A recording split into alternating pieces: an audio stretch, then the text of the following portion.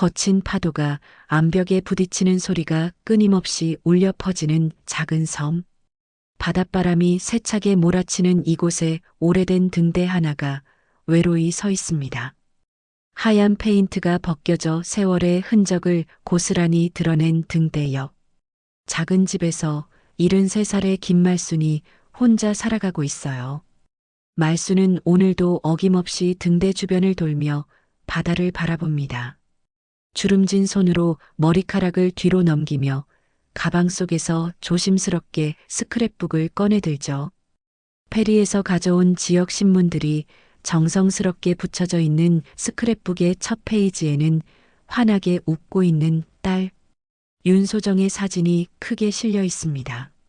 환경운동가 윤소정, 지역 생태계 보전에 앞장서다.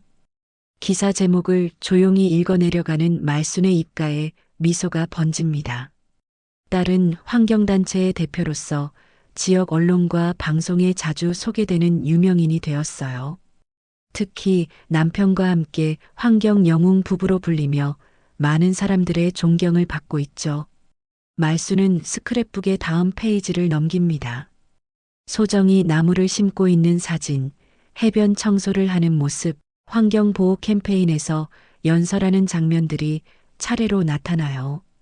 각각의 사진마다 말순이 직접 쓴 메모가 빼곡히 적혀 있습니다. 우리 소정이가 이렇게 훌륭하게 자랐구나. 바람에 날리는 머리카락을 다시 한번 정리하며 말순은 깊은 한숨을 쉽니다.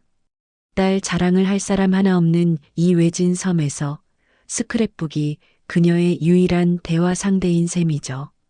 등대지기로 평생을 보낸 남편이 세상을 떠난 후 말순은 더욱 깊은 고독감에 빠져들었어요. 하지만 오늘은 특별한 날입니다. 소정이 남편과 함께 섬 별장으로 온다고 연락을 했거든요. 말순은 스크랩북을 가슴에 품고 천천히 발걸음을 옮깁니다. 등대에서 별장까지 이어지는 좁은 길을 걸으며 딸을 만날 생각에 가슴이 두근거려요. 소정아, 엄마가 얼마나 자랑스러워하는지 알까? 바다 너머로 해가 기울어가는 시간, 말순의 발걸음에는 기대감이 가득합니다. 오랜만에 딸과 함께 보낼 시간을 생각하니 마음이 한결 가벼워지죠. 별장 앞에 도착한 말순은 문을 열고 들어서며 집 안 곳곳을 정리하기 시작합니다. 거실 테이블 위에 스크랩북을 정성스럽게 펼쳐놓고 딸이 좋아할 만한 차를 준비해요. 창문을 열어 바닷바람을 들여보내며 말순은 소정이 어렸을 때를 떠올립니다. 이 별장에서 함께 보낸 여름날들, 바닷가에서 조개를 줍던 추억들이 하나씩 되살아나죠. 이제 곧 올 시간인데. 시계를 바라보며 말순은 마지막으로 거울 앞에 서서 옷매를 다듬니다. 딸 앞에서 초라해 보이고 싶지 않았거든요. 비록 나이는 들었지만 여전히 딸에게는 든든한 어머니로 남고 싶은 마음이 간절합니다. 창밖으로 차 한 대가 서서히 다가오는 것이 보입니다. 말순의 얼굴에 환한 미소가 번지며 그녀는 급히 현관으로 향해요. 드디어 딸과의 재회가 시작되려 하고 있습니다. 차 문이 열리며 환하게 웃는 소정의 모습이 나타났습니다. 말순은 급히 현관을 나서며 딸을 향해 두 팔을 벌려요. 엄마. 소정이 다가와 말순을 따뜻하게 안아줍니다. 오랜만에 느끼는 딸의 체온에 말순의 눈가가 촉촉해지죠. 소정의 남편 민준도 뒤따라와서 정중하게 인사를 건넵니다. 어머니, 안녕하세요. 오랜만입니다. 아, 민준아. 잘 지냈니? 소정이가 워낙 바빠서 걱정이 많았는데 말순은 사위의 손을 반갑게 잡으며 별장 안으로 안내해요. 거실에 앉은 소정은 테이블 위에 스크랩북을 발견하고 미소를 짓습니다. 엄마, 또 이런 걸 만드셨어요. 우리 딸 자랑을 누구한테 하겠니? 이게 엄마 낙이야. 소정은 스크랩북을 넘겨보며 어머니의 정성에 감동받는 표정을 지어요. 민준도 옆에서 함께 보며 고개를 끄덕입니다. 하지만 그들의 시선은 자꾸만 거실 한편의 지하 출입구 쪽으로 향하죠. 말순이 차를 우리며 이야기를 나누는 동안 소정은 계속해서 불안한 기색을 보입니다. 민준 역시 마찬가지예요. 둘은 서로 눈빛을 주고받으며 무언의 대화를 나누는 것 같아 보이죠.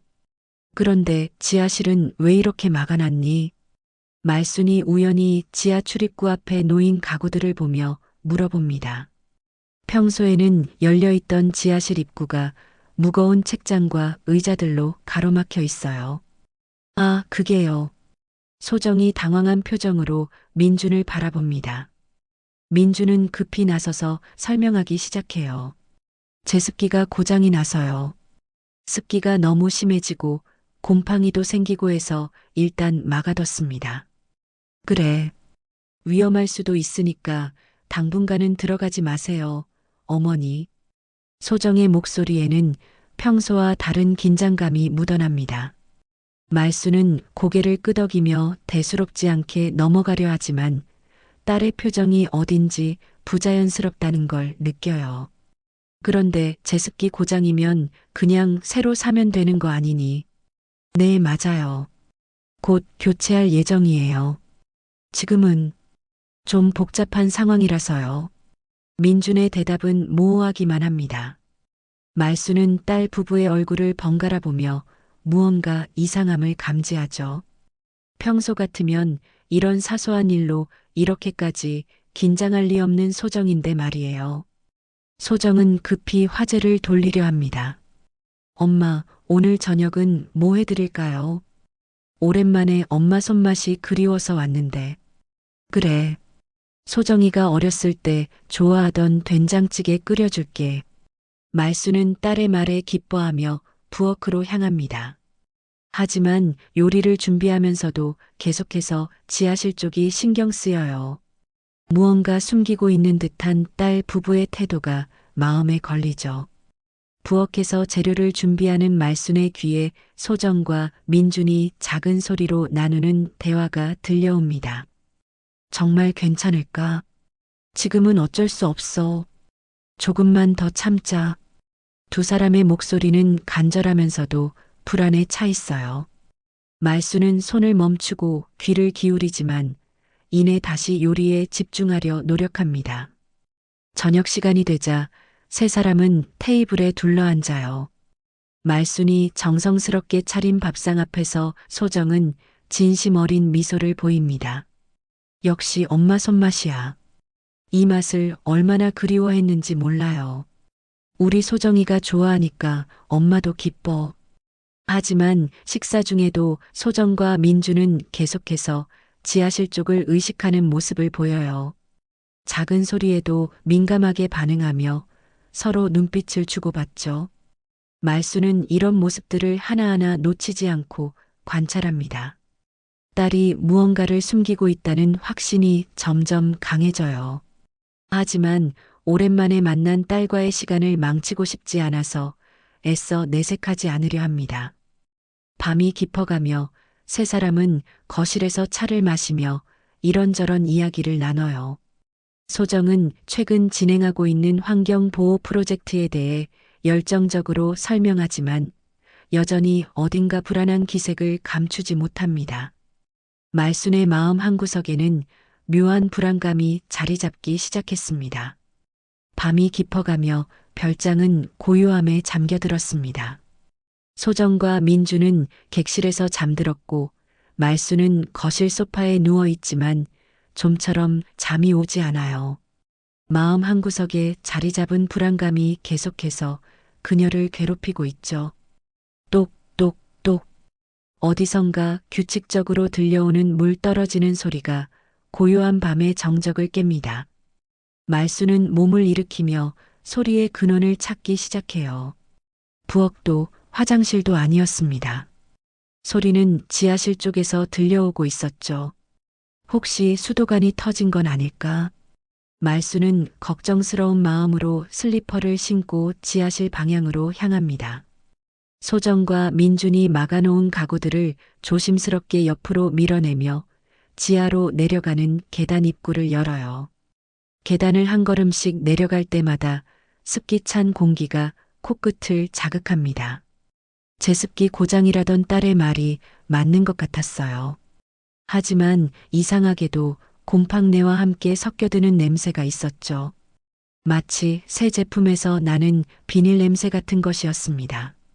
물 새는 소리는 점점 더 크게 들려왔어요. 말수는 손전등을 켜며 지하실 깊숙이 들어갑니다. 예전에 창고로 사용하던 방 앞에서 소리가 멈췄죠. 창고 문 앞에 선 말수는 잠시 망설였습니다. 딸이 위험하다고 했던 말이 떠올랐거든요. 하지만 수도관이 터져서 물이 새고 있다면 큰일이었습니다. 문고리를 돌리자 낡은 문이 삐걱거리며 열렸어요. 그 순간 말순의 눈앞에 펼쳐진 광경은 그녀가 상상했던 것과는 전혀 달랐습니다. 어머나. 말순은 자신도 모르게 작은 탄식을 내뱉었어요. 창고 안은 온갖 상자들로 가득 차 있었습니다. 크고 작은 박스들이 천장까지 닿을 듯이 높이 쌓여 있었죠. 손전등 불빛을 따라 상자들을 자세히 살펴보니 모두 미개봉 상태의 전자제품들이었습니다. 노트북, 태블릿, 스마트폰, 고가의 카메라들까지. 상자 옆면에는 환경단체 이름이 새겨진 라벨들이 붙어 있었어요. 후원 물품이구나. 말수는 이제야 상황을 이해하기 시작했습니다. 이것들은 모두 소정이 운영하는 환경단체로 들어온 후원 물품들이었던 거예요. 기업들이나 개인 후원자들이 단체 활동을 지원하기 위해 보낸 것들이죠. 하지만 왜 이런 것들이 여기에? 말순이 더 깊숙이 들어가자 창고 한편에는 이미 개봉된 흔적이 있는 상자들이 따로 모여 있었습니다. 그리고 그 옆에는 고급 브랜드의 전자제품들이 깔끔하게 정리되어 놓여 있었어요. 손전등 불빛이 바닥 한 구석을 비추자 물이 고여 있는 것을 발견했습니다. 수도관에서 새는 것이 아니라 습기 때문에 생긴 응결수였죠. 그 물 때문에 일부 상자들이 젖어 있었어요. 말수는 젖은 상자 하나를 조심스럽게 열어봤습니다. 안에는 최신형 노트북이 들어 있었는데 포장재가 습기로 인해 상했지만 제품 자체는 멀쩡해 보였어요. 그때 창고 입구에서 발소리가 들렸습니다. 말수는 깜짝 놀라며 손전등을 껐어요. 심장이 쿵쾅거리기 시작했죠. 여기 있었네. 민준의 목소리였습니다. 이어서 소정의 목소리도 들려왔어요. 이걸 어떻게 하지? 포장이 다 젖어버렸잖아. 괜찮아. 제품만 멀쩡하면 되니까. 어차피 우리가 쓸 건 아니고.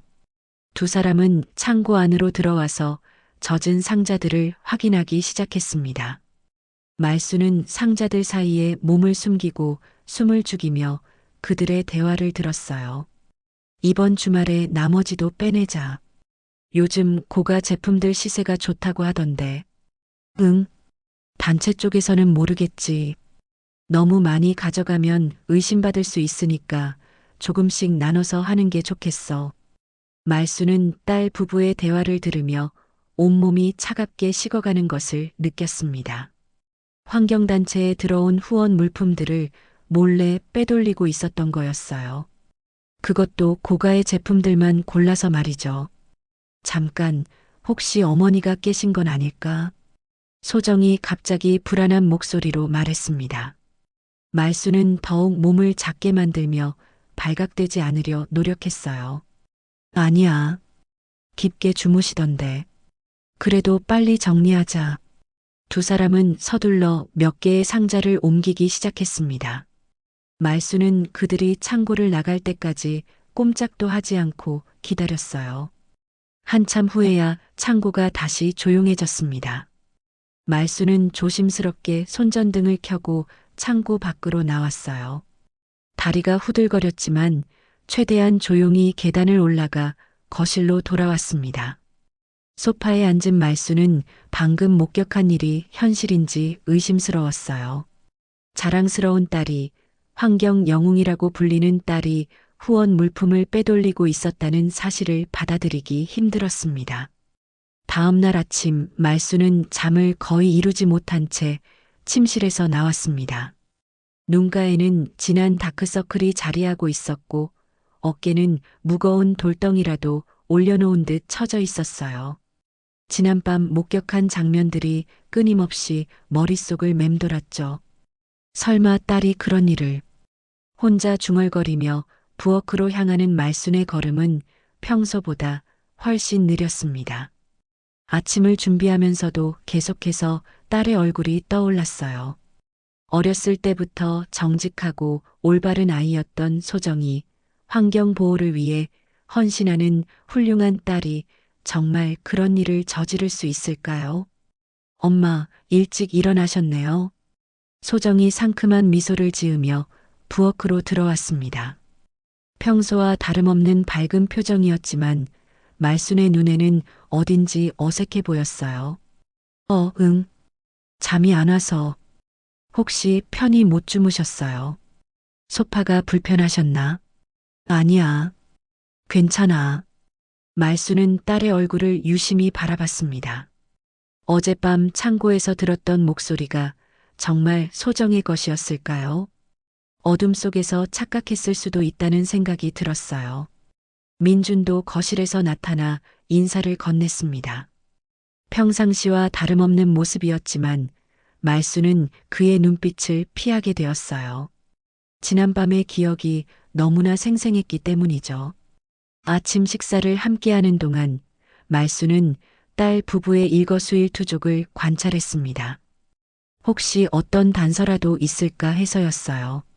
하지만 두 사람은 자연스럽게 대화를 나누며 평범한 아침을 보내고 있었습니다. 오늘은 시내에 나가서 업무 좀 보고 올게요, 어머니. 소정이 가방을 챙기며 말했습니다. 그래. 조심해서 다녀와. 말수는 애써 평상시처럼 대답했지만 마음속으로는 복잡한 감정이 휘몰아치고 있었어요. 딸 부부가 나간 후 말수는 혼자 남은 별장에서 무엇을 해야 할지 몰랐습니다. 책상 서랍에서 낡은 노트를 꺼내든 말수는 펜을 잡고 망설였어요. 그리고는 천천히 글씨를 써 내려가기 시작했습니다. X월 X일 밤 마이너스 지하 창고에서 상자들 발견. 환경단체 후원 물품으로 보임. 소정과 민준이 고가 제품들을 따로 빼내는 것 같음. 글을 쓰면서도 말순의 손은 떨렸습니다. 자신이 지금 딸에 대한 의심을 기록하고 있다는 사실이 믿기지 않았어요. 하지만 기억이 흐려지기 전에 정확히 남겨둬야 한다는 생각이 들었죠. 점심시간이 되자 말수는 별장을 나서서 동네 상점으로 향했습니다. 섬에서 유일한 가게를 운영하는 박 사장과는 오랜 친구 사이였어요. 말순 씨, 오랜만이네요. 박 사장이 반갑게 인사를 건넸습니다. 딸이 와서 바빴어요. 그런데 박 사장, 요즘 별장 쪽에 트럭 같은 게 자주 오나요? 트럭요. 그러고 보니 요 몇 달 사이에 종종 봤네요. 큰 화물차들이 왔다 갔다 하더라고요. 혹시 언제쯤 보셨어요? 주로 주말이었던 것 같은데. 그런데 왜 그러세요? 아니에요. 그냥 궁금해서요. 말수는 대수롭지 않은 척하며 몇 가지 생필품을 샀습니다. 하지만 마음속으로는 박 사장의 말이 계속 맴돌았어요. 주말마다 트럭이 왔다는 것은 지속적으로 무언가를 옮겨간다는 뜻이었죠. 집으로 돌아가는 길에 말수는 별장 주변을 자세히 살펴봤습니다. 평소에는 눈여겨보지 않았던 지하실 근처의 흔적들이 보이기 시작했어요. 바퀴 자국들과 발자국들, 그리고 상자를 끌었던 것 같은 흔적까지. 다시 노트를 펼친 말수는 새로운 내용을 추가했습니다. 동네 상점 박 사장 증언 마이너스 주말마다 트럭이 별장에 왔다고 함. 지하실 근처 바퀴 자국 확인. 저녁이 되어 딸 부부가 돌아왔을 때 말수는 평상시와 다름없이 그들을 맞이했습니다. 하지만 내심으로는 그들의 모든 행동을 예의주시하고 있었어요. 오늘 어떻게 보내셨어요, 어머니? 별일 없었어. 동네 박 사장한테 갔다 왔지. 소정과 민준의 표정이 순간 굳어지는 것을 말수는 놓치지 않았습니다. 박 사장이 뭐라고 하시던가요? 그냥 안부 정도. 요즘 트럭들이 자주 다닌다고 하더라고요. 트럭이요. 민준이 날카롭게 반응했습니다. 응, 주말마다 온다고 하던데. 혹시 너희가 아는 일이니? 아, 그거요. 환경단체에서 물품 수거차가 가끔 와요. 재활용품이나 기부받은 물건들 정리하러요. 소정이 자연스럽게 설명했지만 말수는 딸의 목소리에서 미묘한 떨림을 감지했어요. 그날 밤 말수는 다시 노트에 기록을 남겼습니다. 딸 부부가 트럭 이야기에 예민하게 반응함. 소정의 설명은 그럴듯했지만 목소리가 불안정했음. 며칠이 지나면서 말순의 의심은 점점 확신으로 바뀌어 갔습니다. 딸 부부의 행동 하나하나가 수상해 보였고 지하실 근처에서 들리는 작은 소음들도 신경 쓰이기 시작했어요. 노트는 점점 두꺼워져 갔고 말순의 마음속에는 하나의 결심이 굳어지고 있었습니다. 더 이상 추측과 의심으로만 지낼 수는 없었어요. 확실한 증거를 찾아야겠다는 생각이 들었죠. 그녀는 조용히 노트를 덮으며 깊은 한숨을 쉬었습니다. 아침 일찍 소정이 들뜬 목소리로 전화를 받는 소리가 별장 전체에 울려 퍼졌습니다. 말수는 부엌에서 아침 준비를 하면서 딸의 대화를 엿들었어요. 네, 군청장님. 정말 영광입니다. 해양환경 페스티벌의 주요 연사로 참여할 수 있다니요. 소정의 목소리에는 흥분이 가득했습니다. 민준도 옆에서 기뻐하며 고개를 끄덕이고 있었죠. 물론입니다. 우리 단체의 활동 성과를 널리 알릴 수 있는 좋은 기회가 될 것 같아요. 전화를 끄는 소정은 민준과 함께 거실로 나와서 흥미진진한 표정으로 이야기를 나눴습니다. 여보, 이번이 정말 중요한 기회야. 군청에서 주최하는 대규모 행사에서 우리가 메인 스피커라고. 맞아. 지역 언론뿐만 아니라 전국 방송에서도 취재하러 온다고 했잖아. 말수는 설거지를 하는 척하면서 딸 부부의 대화에 귀를 기울였어요. 해양환경 페스티벌이라는 큰 행사에서 소정이 주요 연사로 나선다는 것이었죠. 엄마, 다음 주에 우리가 큰 행사에 참여하게 됐어요. 소정이 부엌으로 와서 말순에게 자랑스럽게 말했습니다. 그래. 무슨 행사인데? 해양환경 페스티벌이에요. 군청에서 주최하는 거라서 규모도 크고 많은 사람들이 올 거예요. 우리 딸이 그렇게 인정받다니 정말 자랑스럽구나. 말수는 억지로 미소를 지으며 대답했지만 마음속으로는 복잡한 감정이 일고 있었어요. 딸이 무대에 서서 환경 보호의 중요성을 설파할 텐데 그 뒤에는 후원 물품을 빼돌리는 일이 숨어 있다는 사실이 더욱 견디기 힘들었죠. 며칠 동안 소정과 민주는 페스티벌 준비에 여념이 없었습니다. 발표 자료를 만들고 단체 활동 성과를 정리하며 언론 인터뷰 준비까지 분주하게 움직였어요. 이번 기회에 우리 단체의 투명성과 신뢰성을 확실히 보여줘야 해. 민준이 노트북을 보며 말했습니다. 맞아. 최근에 일부 환경단체들이 후원금 관리 문제로 논란이 됐잖아. 우리는 그런 의혹과는 거리가 멀다는 걸 확실히 해야 해. 소정의 말을 들은 말수는 가슴이 철렁 내려앉았어요. 딸이 말하는 투명성과 신뢰성이라는 단어들이 너무나 아이러니하게 들렸죠. 그날 밤 말수는 노트를 펼치고 깊은 생각에 잠겼습니다. 지금까지 모은 증거들을 다시 한번 정리해 봤어요. 지하 창고에서 목격한 일, 동네 상점 주인의 증언, 딸 부부의 수상한 행동들까지 이 무대야말로 진실을 드러낼 기회야. 말수는 조용히 중얼거리며 펜을 들었습니다. 페스티벌에서 많은 사람들이 모인 가운데 소정이 환경보호를 설파할 때 그 이면의 진실을 알려야 한다는 결심이 섰어요. 다음 날부터 말수는 본격적인 증거 수집에 나섰습니다. 먼저 휴대폰으로 지하 창고 입구와 주변 바퀴 자국들을 사진으로 찍었어요. 딸 부부가 없을 때를 틈타 조심스럽게 촬영했죠. 그리고 동네 상점의 박 사장을 다시 찾아갔습니다. 박 사장, 혹시 트럭이 오는 걸 더 자세히 기억하시나요? 정확한 날짜나 시간 같은 것 말이에요. 글쎄요. 정확한 날짜는 모르겠지만 보통 토요일 저녁이나 일요일 새벽에 왔던 것 같아요. 왜냐하면 제가 가게 정리하다가 우연히 봤거든요.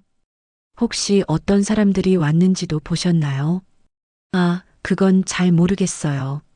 거리가 좀 있어서요. 하지만 젊은 남녀가 트럭 기사들하고 뭔가 이야기하는 건 봤어요. 말수는 박 사장의 증언도 노트에 꼼꼼히 기록했습니다. 그리고 섬에서 오래 살아온 다른 주민들에게도 넌지시 물어봤어요. 등대 근처에 사는 최 할머니는 더 구체적인 증언을 해주었습니다. 말순 씨, 요즘 밤에 별장 쪽이 시끄러워요. 뭔가 무거운 걸 끄는 소리도 나고요. 언제부터 그런 소리가 났나요? 몇 달 전부터요. 처음에는 그냥 이사 오는 줄 알았는데 자꾸 반복되니까 이상하더라고요. 말수는 이런 증언들을 하나하나 모아가면서 자신만의 비밀 작전을 세우기 시작했습니다. 페스티벌 당일에 어떻게 진실을 폭로할지 계획을 짰어요. 노트의 마지막 페이지에는 말순의 다짐이 적혀 있었습니다. 페스티벌에서 많은 사람들 앞에서 진실을 말해야 한다. 딸이지만 잘못된 일은 바로 잡아야 한다. 글을 쓰면서도 말순의 마음은 무거웠습니다. 자신이 키우고 자랑해온 딸을 고발해야 한다는 현실이 너무나 고통스러웠거든요. 하지만 더 이상 침묵할 수는 없었어요. 페스티벌까지 며칠이 남지 않은 시점에서 말수는 마지막 준비를 했습니다.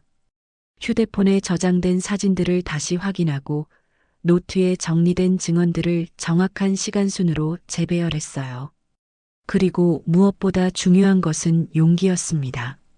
많은 사람들 앞에서 딸의 잘못을 폭로하려면 엄청난 용기가 필요했죠. 말수는 거울 앞에 서서 스스로에게 다짐했습니다. 정의는 반드시 실현되어야 해. 페스티벌을 며칠 앞둔 저녁, 소정과 민주는 발표 자료를 마지막으로 점검하며 자신만만한 모습을 보였습니다. 하지만 그들은 말순이 어떤 준비를 하고 있는지 전혀 모르고 있었어요.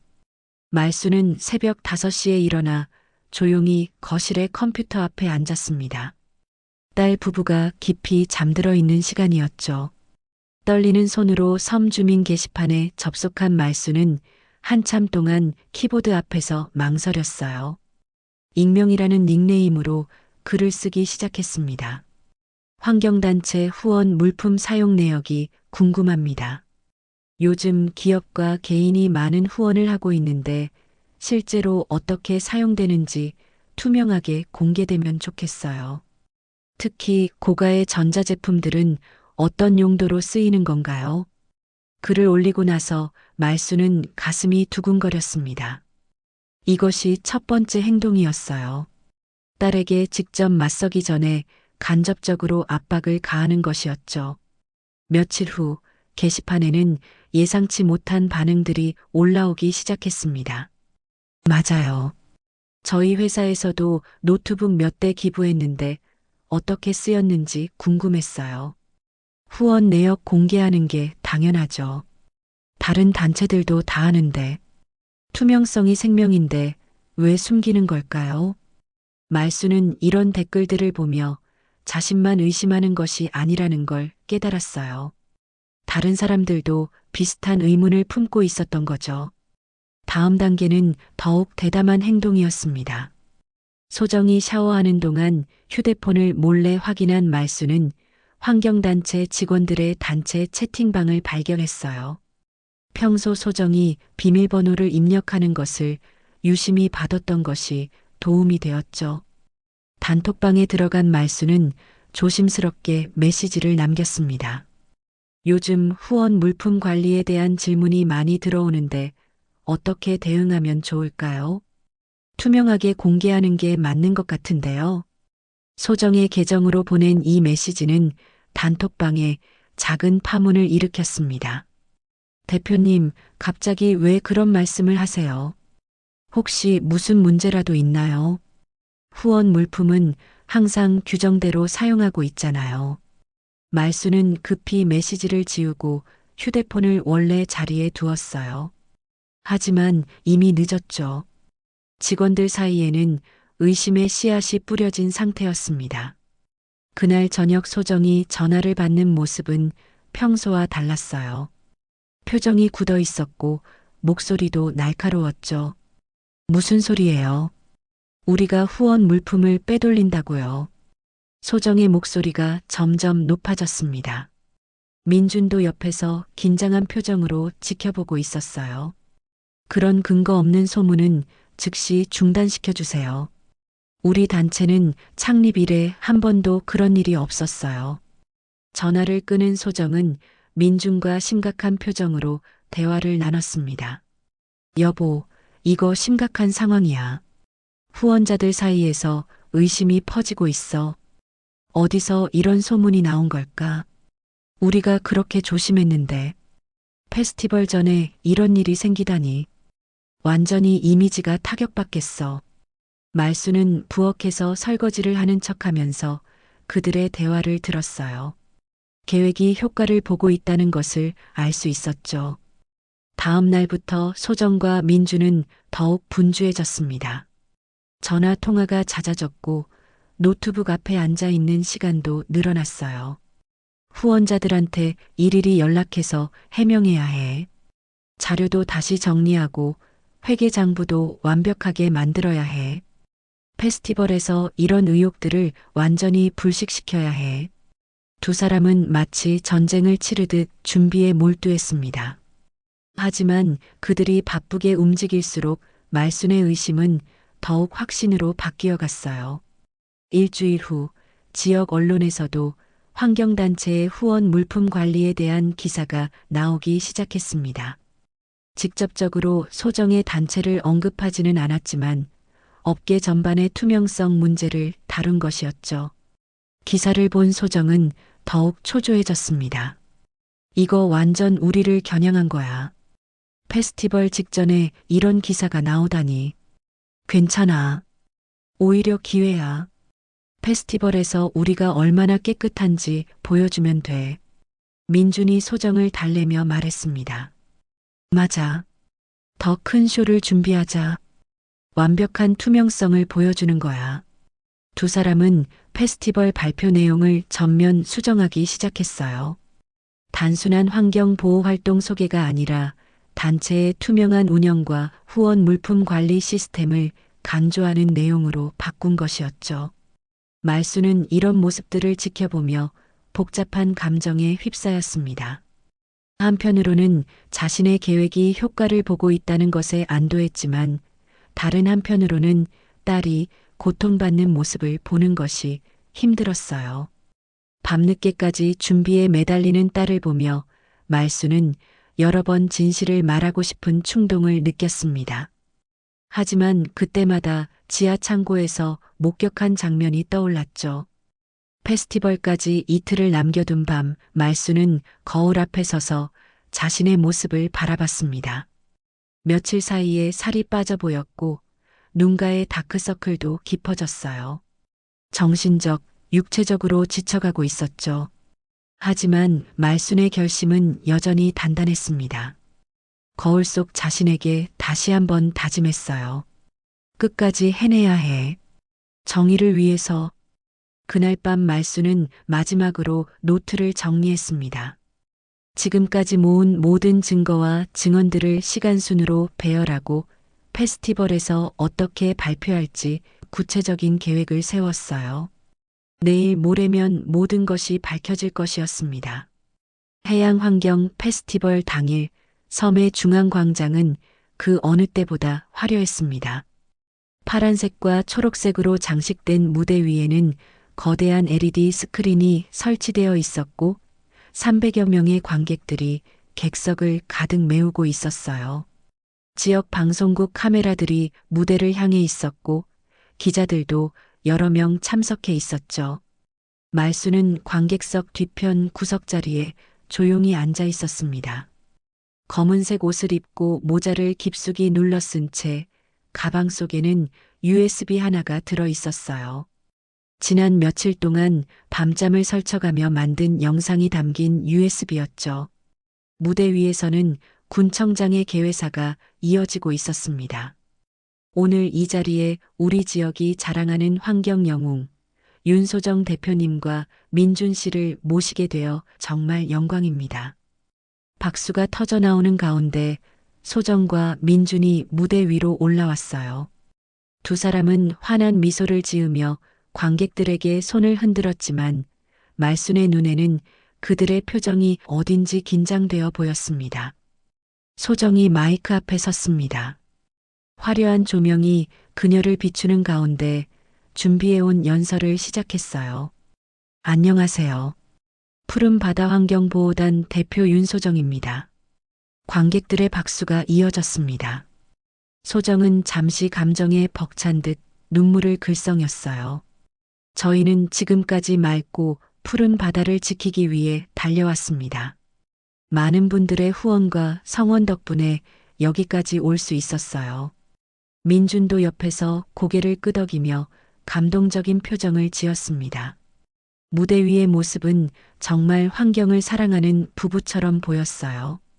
때로는 힘들고 어려운 순간들도 있었지만 미래 세대를 위한 깨끗한 환경을 만들겠다는 신념으로 버텨왔습니다.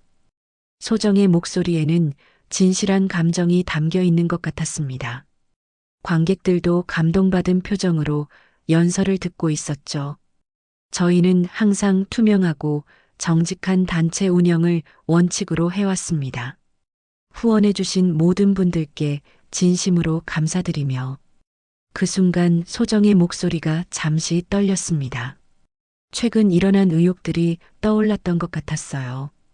세상의 빛과 소금이 되고 싶었습니다. 환경을 보호하는 일이야말로 가장 숭고한 사명이라고 믿고 있으니까요. 바로 그때였습니다.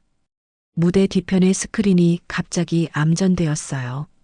관객들이 무슨 일인지 궁금해하며 웅성거리기 시작했죠. 소정과 민준도 당황한 표정으로 스크린을 바라봤습니다. 예정에 없던 일이었거든요. 몇 초 후 스크린이 다시 켜지면서 영상이 재생되기 시작했습니다. 말순이 몰래 촬영한 지하 창고의 모습이 화면에 나타났어요. 화면에는 산더미처럼 쌓인 미개봉 전자제품 상자들이 보였습니다. 환경단체 라벨이 붙은 노트북, 태블릿, 스마트폰들이 창고 가득히 쌓여 있었죠. 관객석에서는 작은 탄성들이 터져 나왔습니다. 저게 뭐야? 환경단체 물품이 저렇게 많이. 영상은 계속 이어졌습니다. 소정과 민준이 창고에서 고가 제품들을 선별해서 빼내는 모습, 트럭에 상자들을 옮기는 장면들이 차례로 나타났어요. 그리고 화면에는 말순이 어렵게 구해온 리셀 업체의 송장들이 나타났습니다. 환경단체에서 나간 물품들이 중고 판매업체로 넘어간 기록들이었죠. 금액까지 명시된 거래 내역서들이 화면을 가득 채웠습니다.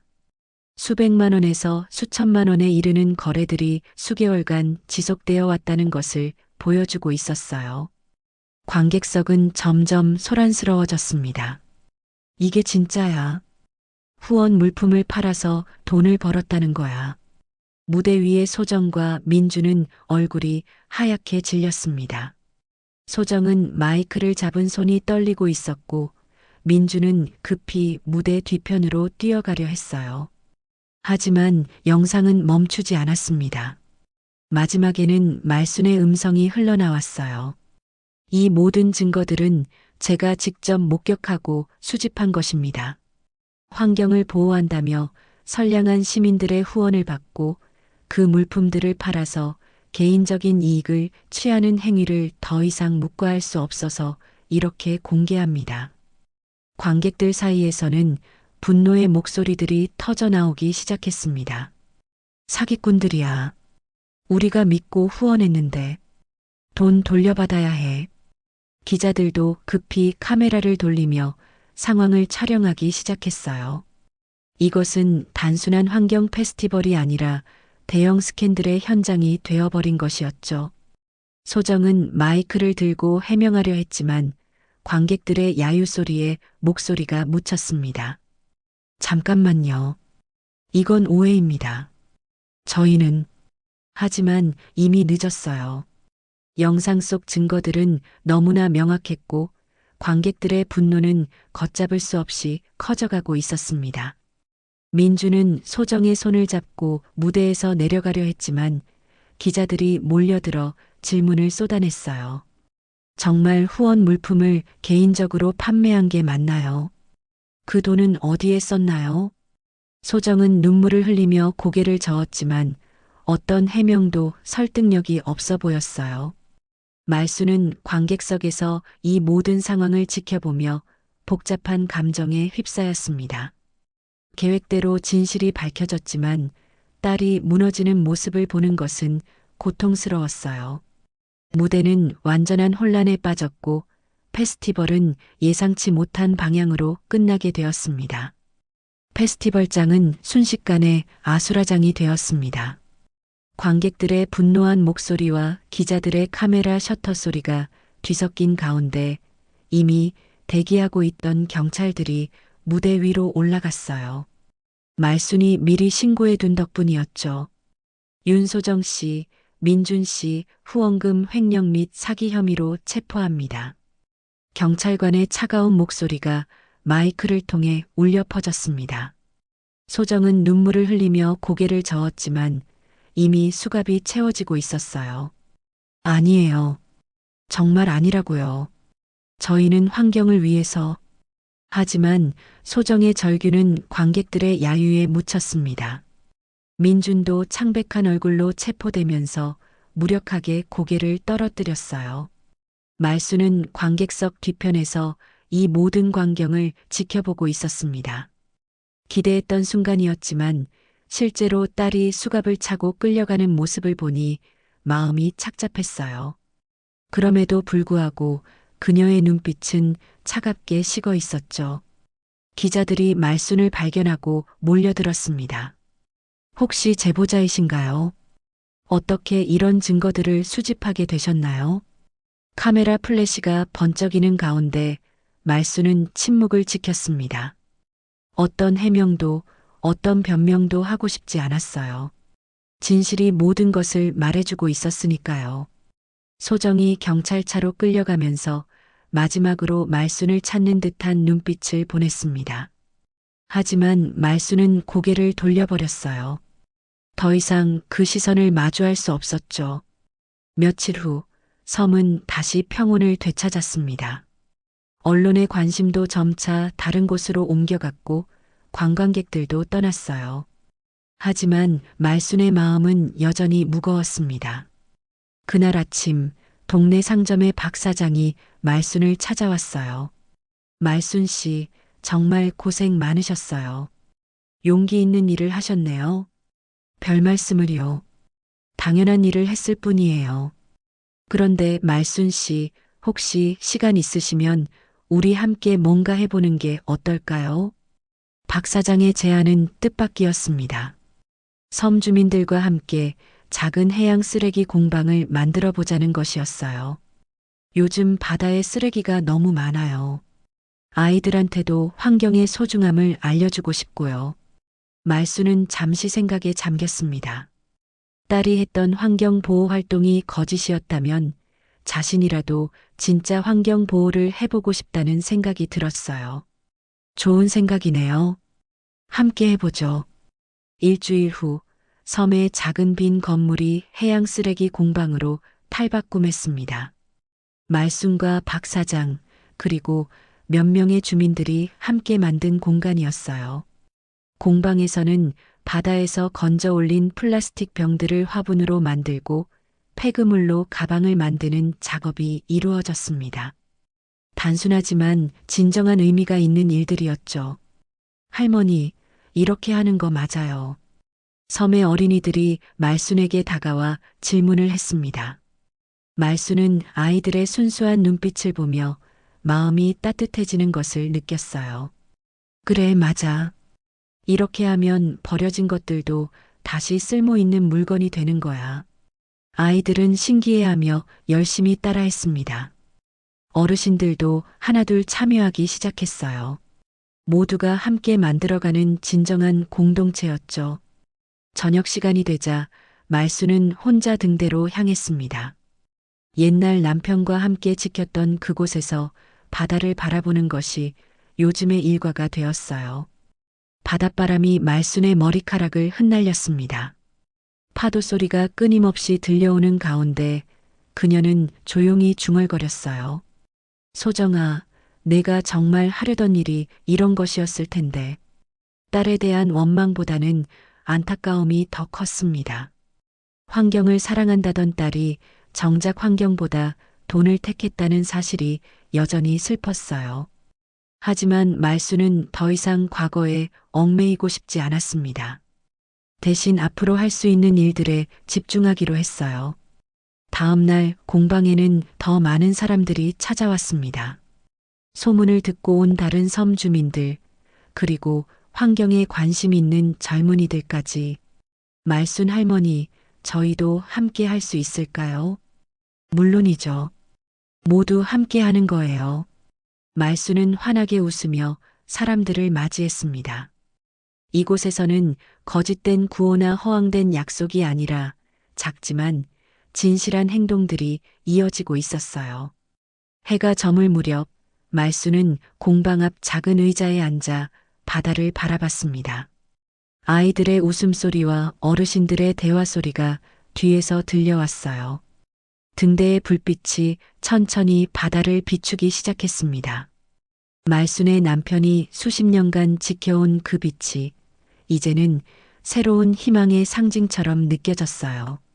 말순은 가슴속 깊이 묻어두었던 생각을 조용히 꺼내어 말했습니다. 피로 이어진 가족은 잃었지만 바다와 섬은 다시 내 가족이 되어 주었다. 그녀의 목소리는 바닷바람에 실려 멀리 퍼져갔습니다. 더 이상 혼자가 아니었어요. 진정한 공동체, 진정한 나눔이 시작된 이곳에서 말순은 새로운 삶을 찾아가고 있었습니다.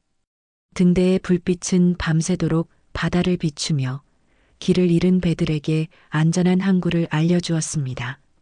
마치 말순이 진실의 빛으로 어둠을 밝혀낸 것처럼 말이에요. 공방에서 들려오는 마지막 웃음소리와 함께 말순의 새로운 이야기가 조용히 시작되고 있었습니다.